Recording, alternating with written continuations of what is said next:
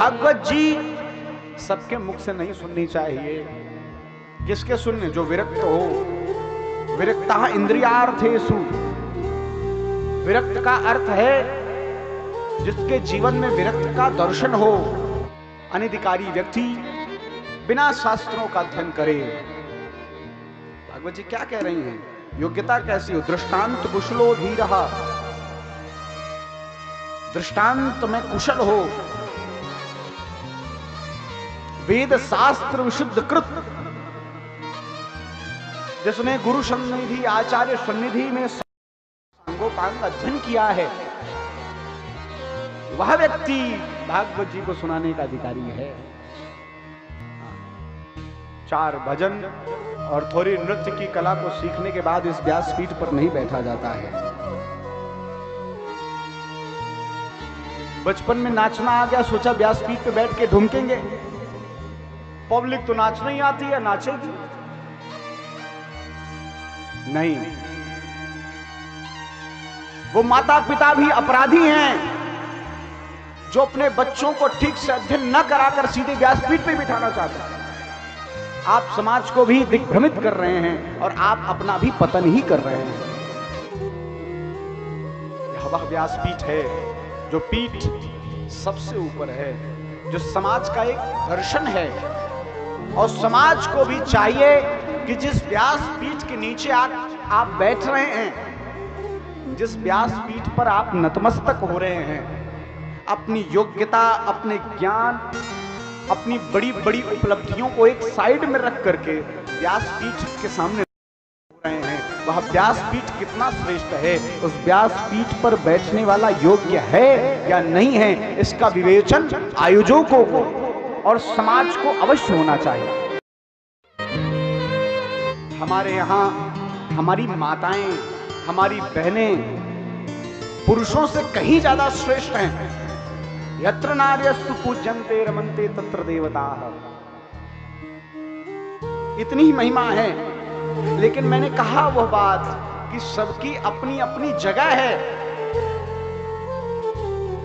हमारे यहां मनमुखी आचरण नहीं है। शास्त्र आज्ञा कर रहे हैं, गुरु आज्ञा कर रहे हैं।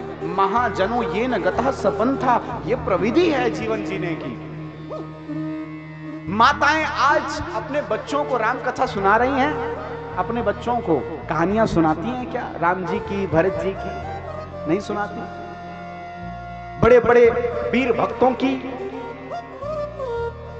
देशभक्तों की, महाराणा प्रताप, शिवाजी, इनकी कहानियां आप लोग सुनाती हो? नहीं सुनाती।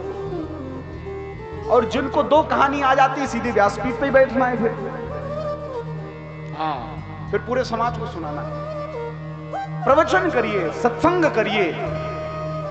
विरोध नहीं है, मैं विरोध नहीं करता हूं, मैं बात कहता हूं। बुद्धिमान व्यक्ति विरोध नहीं करता, वो अपनी बात कहकर आगे बढ़ चलता है। मैं विवाद और विरोध में नहीं पड़ता हूं।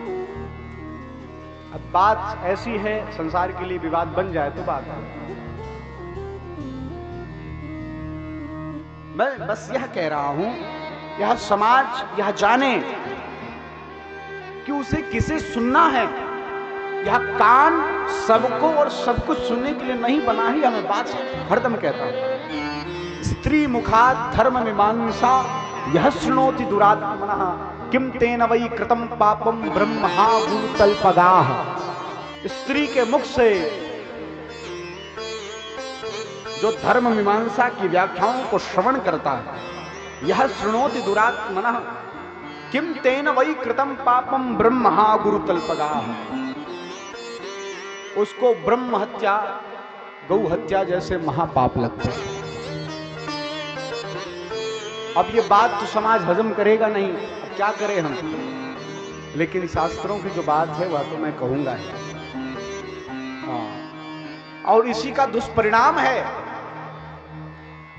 कि आज इसी व्यासपीठ से अनेकों प्रलाप हो रहे हैं, केवल भीड़ बटोरने के लिए कि हमारा नाम हो जाए। इसलिए ललनाओं को बिठाने की आवश्यकता नहीं है, भले बात बुरी लगे।